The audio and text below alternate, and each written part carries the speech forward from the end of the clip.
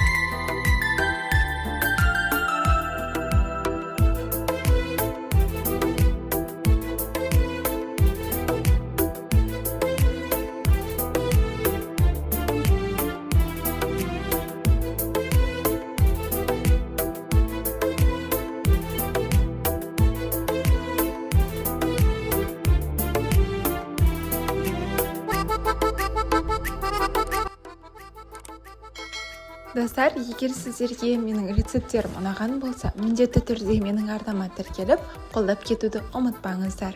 Менімен бірге соңына дейін болғандарыңыз үшін рахмет. Баршаңызға қайырлы күн достар, менің арнама қош келдіңіздер. Бүгін мен сіздермен бірге нағыз көктем мезгілінде дайындалатын салат түрін дайындайтын боламын. Бұл салат витаминге өте бай салаттардың бірі болып табылады, сонымен қатар дайындалу жолы да өте оңай. Ең алдыменен бізге қажетті ингредиенттердің барлығын дайындап аламыз. Қияр, редиска, аскөк барлығын жақсылап жуып, кептіріп аламыз. Жақсылап кептіріп алған соң салатты дайындауға кірісеміз. Егер салаттағы ингредиенттердің барлығын біркелкі етіп турайтын болсаңыздар, салатымыз әдемі болып шығады. Мен қияр мен редисканы видеода көрсетілгендей ұзыннан турап алдым, яғни соломка түрінде турап шықтым. Негізі шалғамның организмге өте пайдасы көп. Ол біздің негізінен шалғам, яғни редиска ағзаны тазартуда өте жақсы көмектеседі. Сонымен қатар ішек жұмысын жақсартуға көмектеседі, тәбетті жақсартады. Келесі кезекте біз аскөк пен көк пиязды жақсылап жуып турап алатын боламыз. Өзімізге қажетті мөлшерде салатқа аскөк пен көк пиязды қосып аламыз. Соңына қарай салатымызға тұз қосуды ұмытып кетпеңіздер, және де қара бұрыш қосуға да болады. Бұл салатқа негізінен үй қатығын немесе майонез, қаймақ қосып соңынан араластыруға да болады. Мен видеода екі түрлі тәсілді қолдандым, яғни видеода көрсетілгенде бірінші тәсілінде мен үй қатығын қолдандым, екінші тәсілінде мен майонез қолдандым. Екі тәсілмен де менің салатым өте дәмді болып шықты. Сіздерге де жасап көруге кеңес беремін.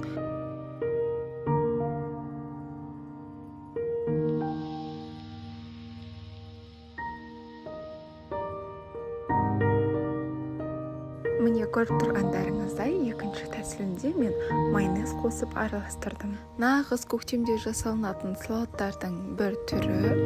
Міндетті түрде жасап көріңіздер.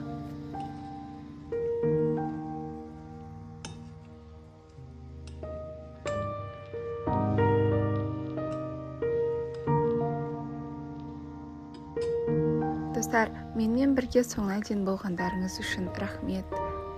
Менің арнама тіркеліп, қолдап кетуді ұмытпаңыздар. Бұл мен үшін өте маңызды.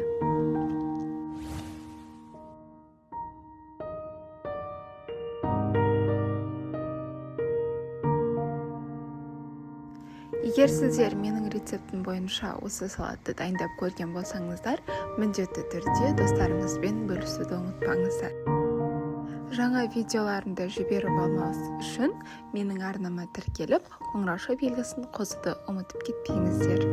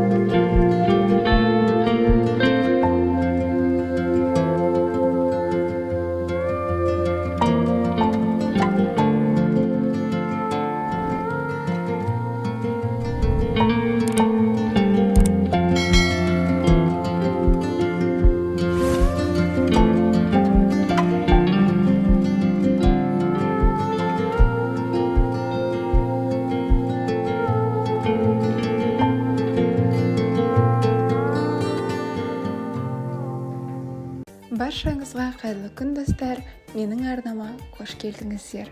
Бүгін мен сіздермен бірге көктем мезгілінде дайындалатын өте дәмді тағамдардың бірі саңырауқұлақ пен қуырдақ дайындау жолын көрсететін боламын.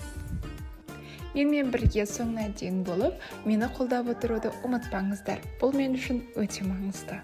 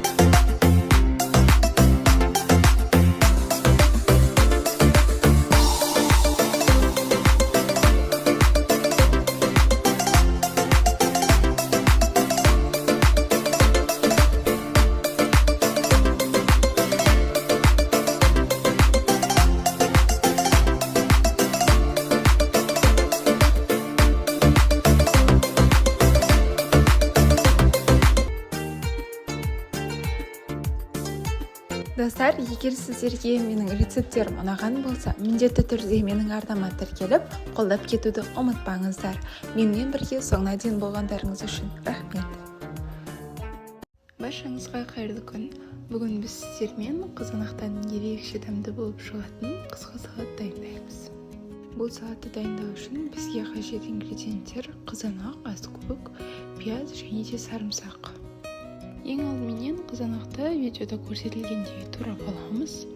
Пиязды арнайы үкіш бар болса, үкіштің көмегімен өткізіп аламыз. Егер үкіш жоқ болған жағдайда осылай сақина тәрізді тураймыз. Пиязды жұқа етіп турасаңыздар, өте әдемі болып шығады. Ендігі кезекте біз осы қызанақпен пиязды араластырып аламыз. Қызанақты аз-аздан салып араластырсақ, езіліп кетпейді. Алдын ала сіздерге ыңғайлы әдіспен банкаларды жуып, стильдеп қоюды ұмытпаңыздар. Келесі кезекте сарымсақты да өте жіңішке етіп, тура видеода көрсетілгендей турап аламыз. Аскөкті де жуып, салатқа турап қосатын боламыз. Енді біз осының барлығын қосып, жақсылап араластырып аламыз. Салатымыз дайын. Ендігі кезекте біз бұл салатқа ерекше сироп дайындайтын боламыз. Мен видеода 3 литрлі ыдыста қайнататын боламын. 3 литрлі ыдысқа маған 3 ас қасық тұз және 8 ас қасық қант салдым. Сироп тәтті болуы қажет. Енді салатымызды банкаға саламыз. Сироп дайындап жатқан уақытта үлкен ыдыста банка қайнау үшін су дайындап қойсаңыздар болады. Ол су қайнап тұрған су болуы шарт. Салатымызды банкаға салдық. Енді қайнап тұрған сиропты осы салатқа қоятын боламыз. Мен видеода 1 литрлі банкаға жабуға болатынды көрсеттім.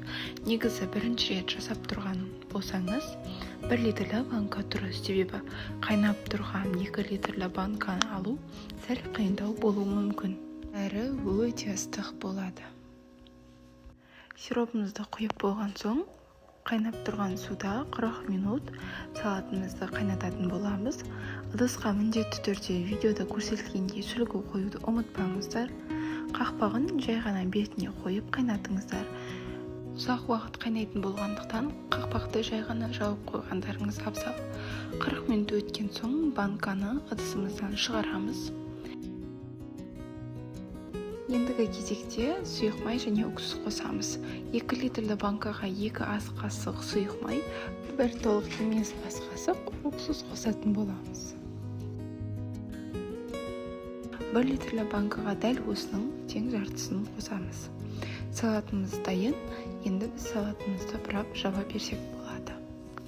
Негізінен бұл салаттың жасалу жолы өте оңай, әрі бұл салат өте дәмді болып шығады. Бұл салатты міндетті түрде жасап көріңіздер. Баршаңызға қайырлы күн достар. Менің каналыма қош келдіңіздер.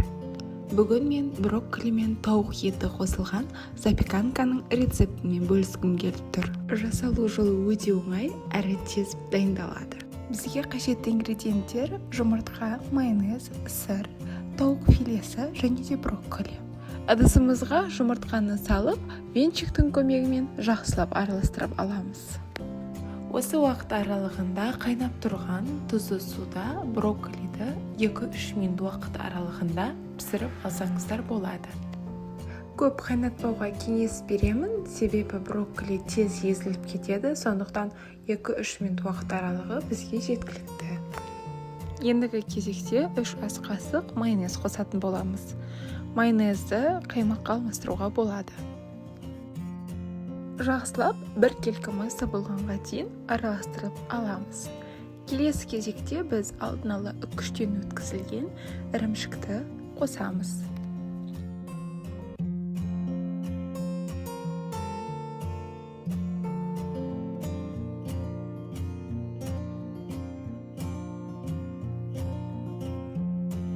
Ал ендігі кезекте біз суда пісіріп алған брокколиді кішкене бөліктерге бөліп, дайындап жатқан массамызға қосамыз.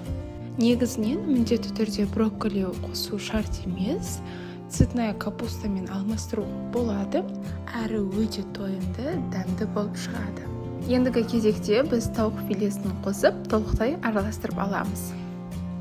Бұл запеканканы тауық филесін қоспай дайындауға да болады. Запеканканы толықтай барлығын салып араластырып алған соң, ең соңында біз дәміне қарай тұз бен бұрыш қосатын боламыз.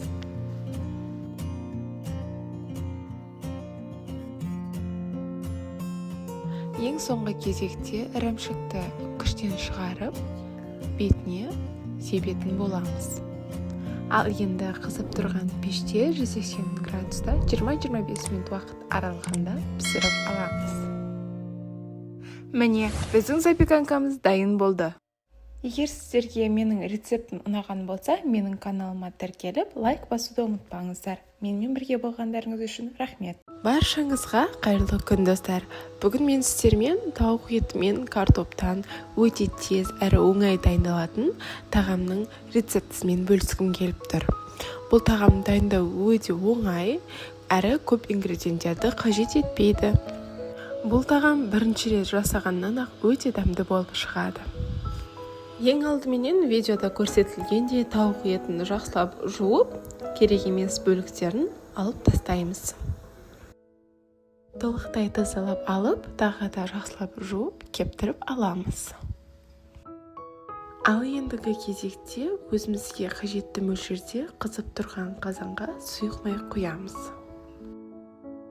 Кейіннен осылай біртіндеп қазанға тауық етін салып шығамыз. 10 минут уақыт көлемінде алтын түсті болғанға дейін араластыра отырып жақсылап қуырамыз. Тауық етіміз қуырылып жатқан уақытта біз пияз бен картопты турап аламыз. Егер сіздерге менің рецепттерім ұнап жатқан болса, менің каналыма тіркеліп, лайк басуды ұмытпаңыздар. Бұл мен үшін өте маңызды.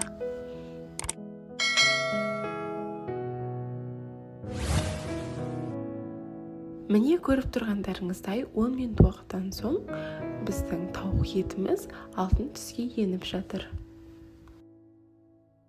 Осы уақытта біз алдын ала турап дайындаған пиязымызды қосып, тағы да 1-2 минут уақыт көлемінде жақсылап араластырып қуырамыз.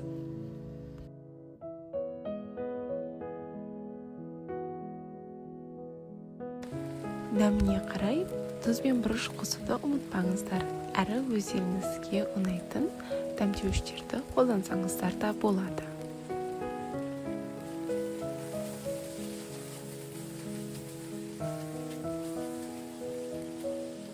Видеода көрсетілгендей келесі кезекте біз картопты өзімізге ыңғайлы формада турап аламыз. Сонымен қатар бұл тағамға үккіштен өткізілген сәбізді қосса да өте дәмді болып шығады.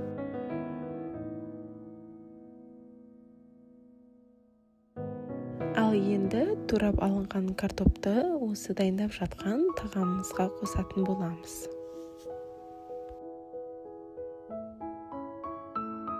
Жақсылап араластырып алып, қақпағын жауып, әрі қарай бұқтырамыз. 10-15 минут уақыт өткен соң, біз тағамымызды тағы да бір рет араластырып аламыз. Әрі 50 мл көлемінде су қосамыз. Су қойған соң, біз тағамымызды әрі қарай 20-25 минут уақыт аралығында бұқтырып аламыз. Баяу отта. Міне көріп тұрғандарыңыздай, біздің тағамымыз дайын болды. Өте тез әрі өте оңай дайындалатын тағамның бір түрі. Егер сіздерге ұнаған болса, менің каналыма тіркеліп, лайк басуды ұмытпаңыздар. Соңына дейін көргендеріңіз үшін рахмет. Баршаңызға қайырлы күн. Бүгін біз сіздермен тауық етінен кілегейлі соусында паста дайындайтын боламыз. Ең алдыменен тұзды суда макаронды пісіріп аламыз. Қызып тұрған табада сары май мен пиязды қуырып аламыз.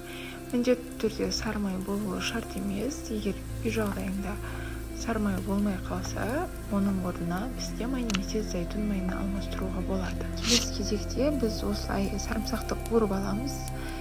Мен негізі осылай қуырып, сарымсақты алып тастаймын, себебі көп адамдарға сарымсақ ұнай бермейді.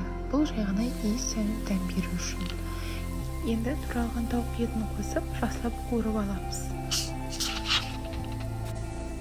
етімізді жақсылап қуырып алған соң, 2 бөлікке бөлінген чирек қызанақтарын салып, тағы да 1-2 минут қуырамыз. Дәміне қарай кез келген өзіңізге ұнаған дәмдеуіштерді қолдансаңыз болады. Мен паприка және қара бұрышты қолдандым. Барлығын жақсылап қуырып алған соң, дайын болып жатқан макаронымыздың суын аз-аздан қосатын боламыз. Өзімізге қажет мөлшердегі суды құйып болған соң, клейгейді қосатын боламыз.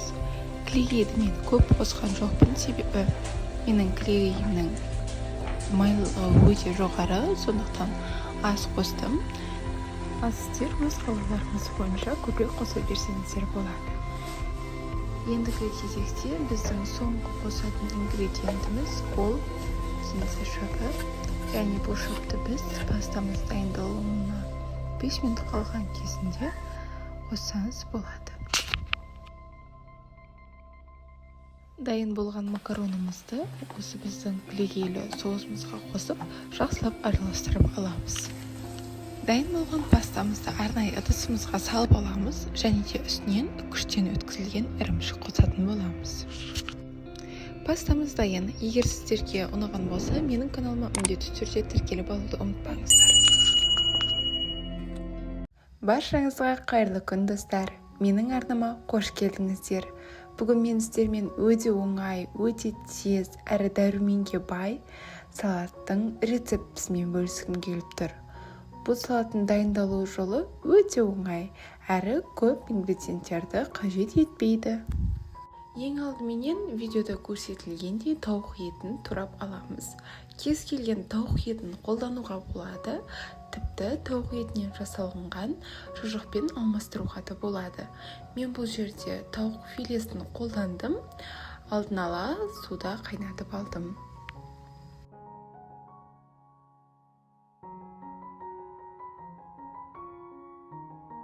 Қажет мөлшерде тауық етін турап алған соң, өзіміздің арнайы ыдысымызға саламыз.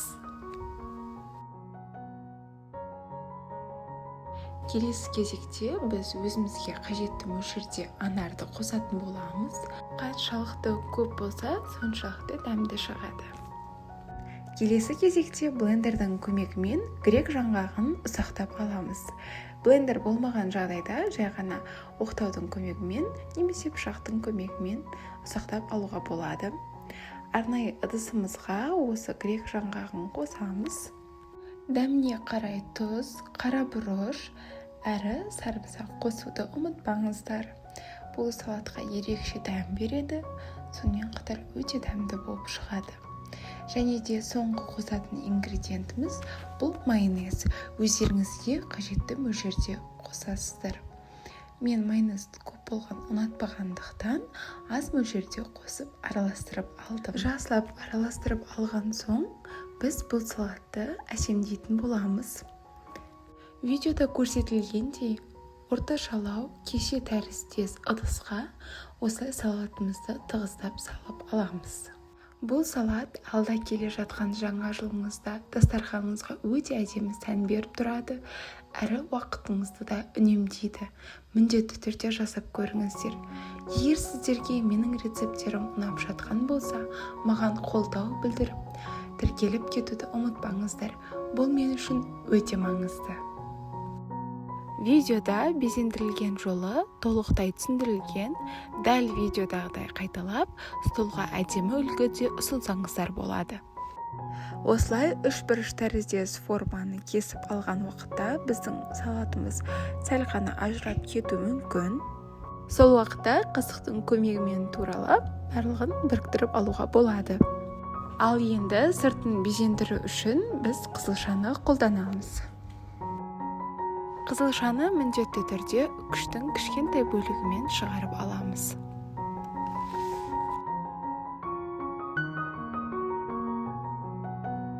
Қызылшаны толықтай шығарып алған соң біз салатымызды әрі қарай безендіреміз. Дайын болған қызылшаны осы салатымыздың бетіне қойып шығамыз. Міне салатымыз да дайын болып қалды. Ең соңында біз анармен салатымызды безендіретін боламыз. Қолымыздың көмегімен, не болмаса пышақтың, қайшының көмегімен осылай жабыстырып шығуға болады. Егер сіздерде жабыспай жатқан болса, майонез жағып бетіне қойып шығуға болады. Егер сіздерге менің рецептім ұнаған болса, менің каналыма тіркеліп, лайк басуды ұмытпаңыздар. Бұл мен үшін өте маңызды. Қолдауларыңыз үшін рахмет. Міне салатымыз толықтай дайын болды. Өте тез әрі өте оңай дайындалатын, әрі жаңа жылдық дастарханда столдың көркін ашып тұратын салаттың бір түрі. Дәмі де өте ерекше болып шығады. Міндетті түрде дайындап көріңіздер. Қайырлы күн достар, менің арнама қош келдіңіздер. Бүгін мен сіздермен бірге өте керемет витаминге бай сорпаның рецептісімен бөлісетін боламын. Ең алдыменен біз ноқатты дайындап аламыз, яғни біз түнге 8-10 сағат уақыт аралығында ноқатты суға салып қоямыз. Егер түнде жасап үлгермеген болсаңыздар, сіздерге мына әдісті ұсынамын. Қажетті мөлшердегі ноқатымызға жылы су құйып, жарты шай қасық ас содасын қосып, 1-2 сағатқа тұндырып қоямыз. 1 сағаттан кейін біздің ноқатымыздың суы азайып, осындай күйге енеді. Ендігі кезекте біз сорпамызды дайындай берсек болады. Сорпамыз дәмді болып шығу үшін еттің сүйекті бөлігін алуға кеңес беремін. Қазанға етті салып, жақсылап жуып аламыз да, отқа қойып, қайнатып аламыз. Сорпамыз қайнаған уақытта осындай көбіктер пайда болады. Осы көбіктерді уақытылы алу өте маңызды. Себебі алмаған уақытта біздің сорпамыз қатты қайнап кетсе, сорпаның түсі әдемі болмай шығуы мүмкін. Сорпаның бетіндегі көбігін толықтай алып болған соң, суда тұндырылған ноқатты салатын боламыз. Ал енді сорпаны ноқатымыз толықтай дайын болғанға дейін орташа отта қайнатамыз. Ендігі кезекте сорпамызға көкөністер қосатын боламыз. Ең бірінші сорпамызға біз пияз қосатын боламыз. Пиязды жуып, жақсылап тазалап алып, видеода көрсетілгендей турап аламыз.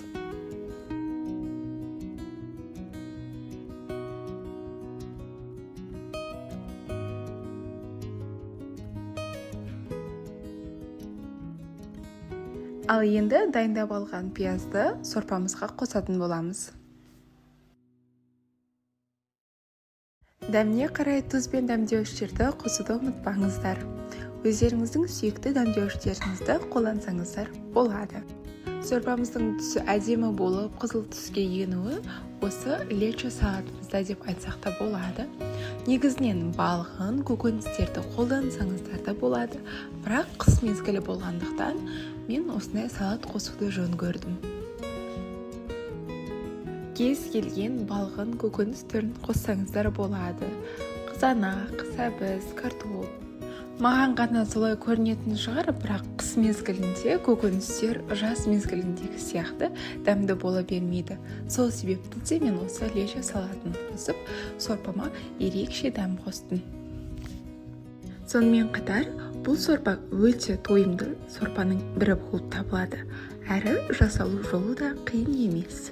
Және де суық күнде адам ағзасына өте пайдалы сорпаның бір түрі. Сорпа неғұрлым көп қайнайтын болса, соғұрлым дәмдірек болып шығады. Мен ноқат толықтай жұмсақ болып піскенге дейін 5-6 сағат уақыт аралығында қайнаттым. Көріп тұрғандарыңыздай сорпамыз әдемі қызыл түске еніп, суы азайып, жақсы қайнағаны көрініп тұр. Демек, біздің сорпамыз толық дайын болды. Міндетті түрде менің рецептім бойынша сіздерге дайындап көруге кеңес беремін. Өте дәмді әрі ерекше болып шығатын ноқат сорпаны дайындап көріңіздер. Достар, егер сіздерге менің рецептім ұнаған болса, міндетті түрде менің арнама тіркеліп, қолдап кетуді ұмытпаңыздар. Бұл мен үшін өте маңызды. Өз қалауларыңызша тамақты ұсынардан алдын аскөк, көк пияз немесе ақжелкен қосып ұсынсаңыздар өте әдемі көрінеді. Менімен бірге болғандарыңыз үшін рахмет. Ас болсын. Баршаңызға қайырлы күн достар. Менің каналыма қош келдіңіздер. Бүгін мен сіздермен өте дәмді әрі өте ерекше тағамның рецептісімен бөліскім келіп тұр. Бұл тағамды міндетті түрде дайындап көруге кеңес беремін. Толық қажетті ингредиенттерді описание бөлімінен көре аласыздар. Бұл тағамға видеода көрсетілгендей еттің жұмсақ жерлерін алғандарыңыз дұрыс. Себебі бұлар өте дәмді, езіліп, ауызда еритін болып пісіп шығады. Турап алынған еттерімізді осылай ыдысымызға орналастырып шығамыз. Ыдысымызға ешқандай май құюдың немесе сары май жағудың қажеті жоқ. Жай ғана осы таза ыдысқа етімізді орналастырып шығамыз. Ал келесі кезекте біз пияз қосатын боламыз. Пиязды міндетті түрде видеода көрсетілгендей турап қосу шарт емес, өздеріңізге қандай форма ыңғайлы, сол формада кесіп алып қоссаңыздар болады. Дайындалу жолы да өте оңай, әрі көп уақыттарыңызды алмайды. Турап алынған пиязды осылай етіміздің бетіне қойып шығамыз.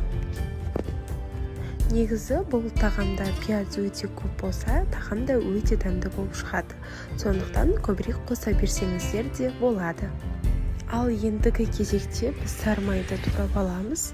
Сары майды осындай кішкене бөліктерге бөліп алыңыздар. Сонымен қатар бұл тағамға сары майдың 82,5%-ын қолдануға кеңес беремін. Дәл видеода көрсетілгенде сары майды пияздың бетіне орналастырып шығамыз. Ал ендігі кезекте біз су қосатын боламыз.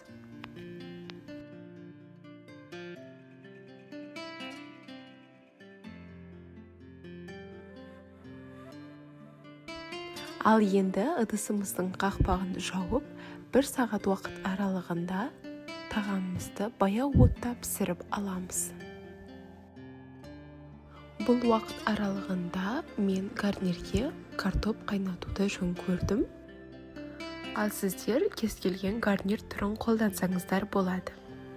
Өздеріңізге қайсысы көбірек ұнайды, сол гарнирді дайындап қойсаңыздар болады. Баяу отта сары маймен бұқтырылған еттің кез келген гарнир түрімен үйлесіп кететініне сенімдімін.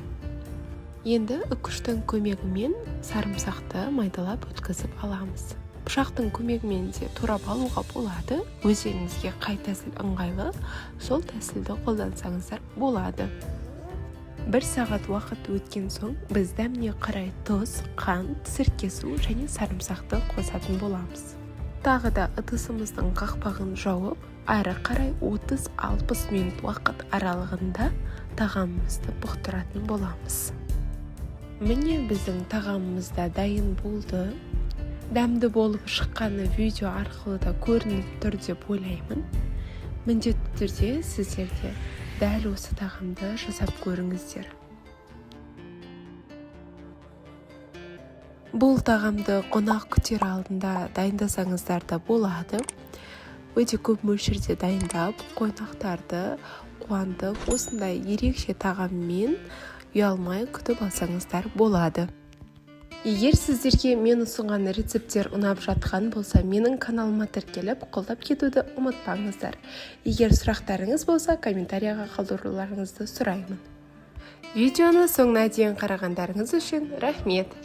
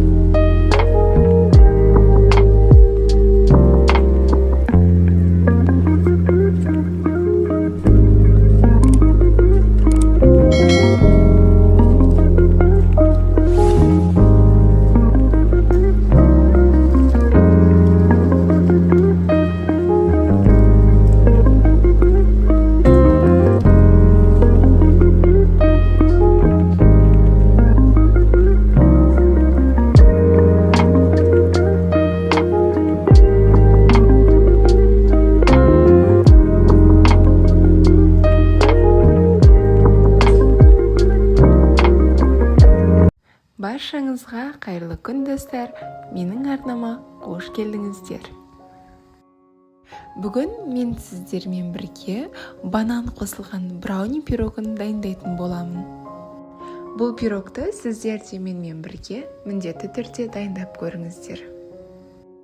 Толықтай қажетті ингредиенттерді описание бөліміне қалдырып кететін боламын. Видеоны көрмес бұрын менің арнама тіркеліп, қолдап кетуді ұмытпаңыздар. Ең алдыменен видеода көрсетілгендей бананды шаңышқының көмегімен толықтай езіп аламыз. Негізі менің сіздерге кеңесім, піскен бананды алуларыңызға кеңес беремін, себебі тез әрі оңай езіледі. Бананды толықтай біркелкі массаға енгенге дейін езіп дайындап аламыз.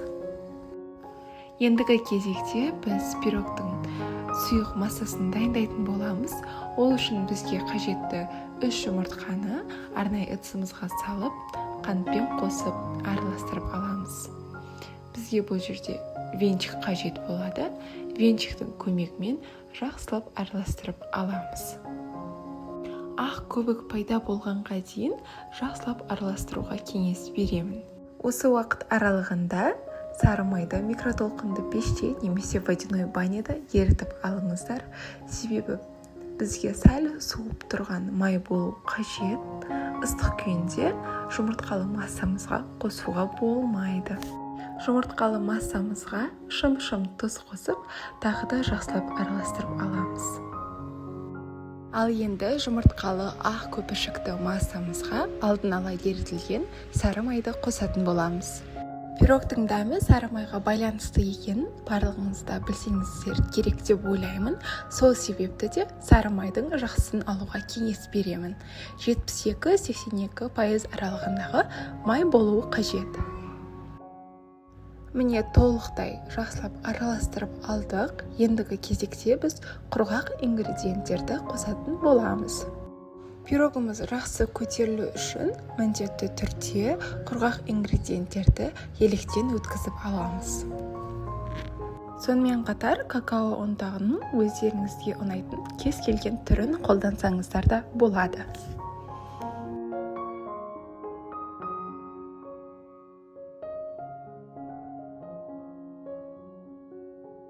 Тағы да ескере кететін жайт, сұйық массаны араластыру барысында бір бағытқа қарай араластыруға кеңес беремін. Себебі екі бағытқа араластыратын болсаңыз, пирогымыз жақсы көтерілмей қалуы мүмкін.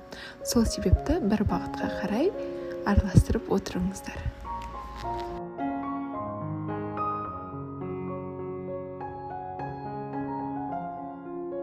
Біздің сұйық массамыз толықтай дайын болды. Енді алдын ала езіп алған бананды осы массамызға қосатын боламыз. Тағы да жақсылап араластырып аламыз.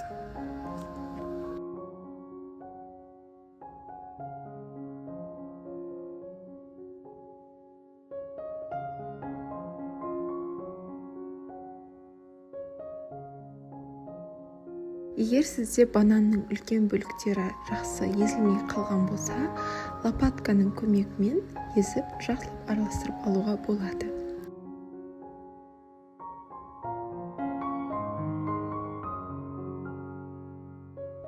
Формамызға кішкене мөлшерде сары май жағып аламыз, және де дәл сондай мөлшерде ұн сеуіп алатын боламыз. Дайындап алған массамызды осы формаға толықтай құйып алып, 180 градуста қызып тұрған пеште 30-35 минут уақыт аралығында пісіріп аламыз. Пирогтың дайын болғанын ағаш таяқшаның көмегімен білетін боламыз. Міне көріп тұрғандарыңыздай пирогымыз толықтай дайын болды. Енді осы пирогтың бетіне біз ганаш дайындайтын боламыз. Ганаш дайындау үшін бізге шоколад қажет болады. Бұл шоколадты біз водяной баняда немесе микротолқынды пеште ерітіп алсақ болады.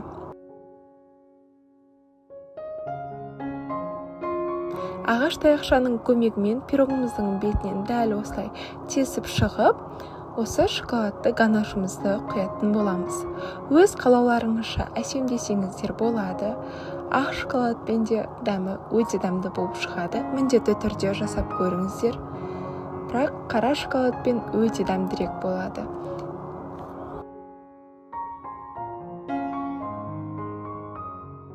Негізінен бұл пирог өте оңай дайындалады, әрі жұп-жұмсақ, өте нәзік болып шығатын пирогтардың бірі. Міндетті түрде жасап көріңіздер, сіздерге ұнайды деген үміттемін. Бетін қасықтың көмегімен әсемдеп алдым. Яғни шексіздік белгісін суретін салып шықтым. Өз қалауларыңызша әсемдесеңіздер болады. Және де әсемдік үшін мен грек жаңғағын қолдандым. Грек жаңғағы болмаған жағдайда кокос ұнтағын қолдансаңыздар болады.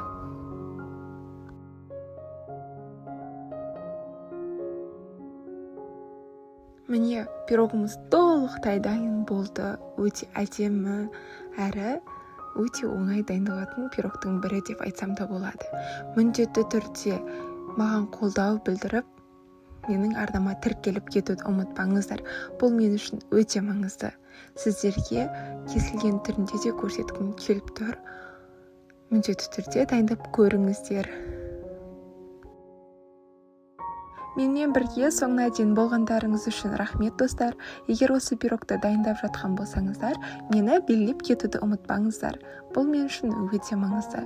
Егер түсінбеген сұрақтарыңыз болса, комментарияда қалдыруларыңызды сұраймын. Мен сіздерге міндетті түрде жауап беремін.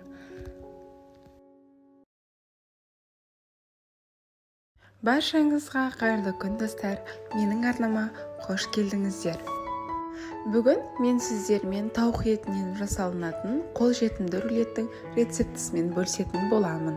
Бұл рулеттің ерекшелігі, біз бұл рулетті ұнтақ жармасынан дайындайтын боламыз. Ал қалған ингредиенттерді описание бөліміне қалдырып кететін боламын. Ең алдыменен ірімшікті массамызды дайындайтын боламыз. Ол үшін бізге 3 жұмыртқа қажет болады. 3 жұмыртқаны венчиктің көмегімен жақсылап араластырып аламыз. Ал ендігі кезекте біз майонез қосатын боламыз. Бізге 3 ас қасық майонез жеткілікті. Майонез қосып, тағы да жақсылап араластырып аламыз.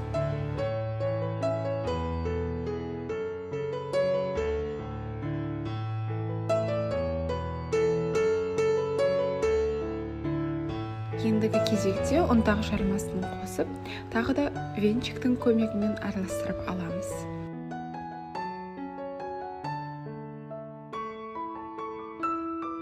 Дәміне қарай кішкене мөлшерде шым-шым тұз қоссаңыздар болады.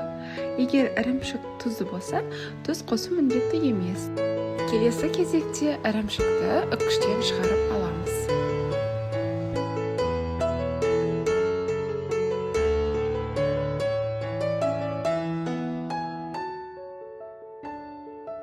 Осы үккіштен шығарып алынған ірімшікті енді біз жұмыртқалы массамызға қосатын боламыз.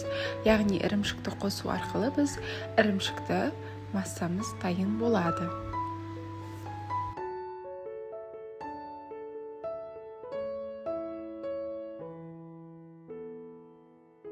Ең соңғы кезекте өзіміздің сүйікті дәмдеуіштерімізді қосамыз. Менде кептірілген аскөк пен паприка. Осы дәмдеуіштерді қосып, жақсылап араластырып алдым. Егер сіздерге менің рецепттерім ұнап жатқан болса, міндетті түрде менің арнама тіркеліп, қолдап кетуді ұмытпаңыздар. Көріп тұрғандарыңыздай, ірімшікті массамыз дайын болды. Енді осы дайын болған ірімшікті массамызды пергамент қағазына құятын боламыз. Пергамент қағаздың міндетті түрде сапасы жақсысын алуға кеңес беремін. Себебі біздің ірімшікті массамыз жабысып қалуы мүмкін. Сол себепті де жақсы пергамент қағаз болса, біздің массамыз жабыспай әдемі болып піседі. Менде пергамент Поклан фирмасының қағазы. Барлығын толықтай тегістеп алып, қызып тұрған пеште 180 градуста 10 минут уақыт аралығында пісіріп аламыз. Ірімшікті массамыз дайын болғанға дейін біз салмасын дайындап аламыз. Ол үшін ең бірінші біз тауық филесін ет тартқыштан өткізіп аламыз. Тауық филесін дайындап алған соң, біз дәміне қарай тұз, қара бұрыш және паприка, сонымен қатар өзіміздің сүйікті дәмдеуіштерімізді қоссақ болады. Өз қалауларыңыз бойынша салмасына пияз қоссаңыздар да болады. Мен ұнатпағандықтан қоспаймын.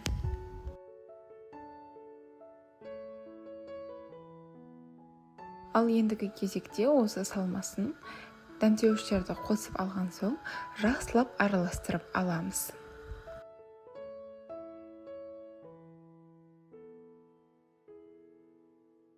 Міне көріп тұрғандарыңыздай, біздің ірімшікті массамыз толықтай дайын болды. Енді осы ірімшікті массаны біз толықтай суытып аламыз. Пергамент қағазы өте жақсы болғандықтан, менің ірімшікті массам жабысқан жоқ. Және де осы тауық етінен жасалынған салманы ірімшікті массамыздың бетіне толықтай жағып шығамыз. Өте оңай әрі тез дайындалатын, сонымен қатар қонақ күткенде де дастарханның көркін ашатын тағамның бір түрі болып табылады. Міндетті түрде дайындап көріңіздер. Соңынан кішкене мөлшерде осылай бетіне сұйық май қосып жіберсеңіздер болады. Егер сіздер пияз қоспаған жағдайда осылай сұйық май қолдансаңыздар болады. Ал ендігі кезекте біз видеода көрсетілгендей рулетті орайтын боламыз. Қызып тұрған пеште 35-40 минут уақыт аралығында пісіріп аламыз. Дәл видеода көрсетілгендей бетінен пергамент қағазын жауып ораймыз. Фольга қағазымен орауға да болады, бірақ бұл әдіспен де біздің рулетіміз өте дәмді болып шығады. Дәл осы күйде духовканың листіне орналастырып пісіріп аламыз. Міне көріп тұрғандарыңыздай біздің рулет толықтай дайын болды. Ыстық күйінде ыстық тағам ретінде де ұсынсаңыздар да болады. Көріп тұрғандарыңыздай бұл рулет ыстық күйінде де өз формасын сақтайды. Егер сіздерге менің бұл рецептім ұнаған болса, менің арнама міндетті түрде тіркеліп, қолдау көрсетуді ұмытпаңыздар. Бұл мен үшін өте маңызды. Менімен бірге болғандарыңыз үшін рахмет.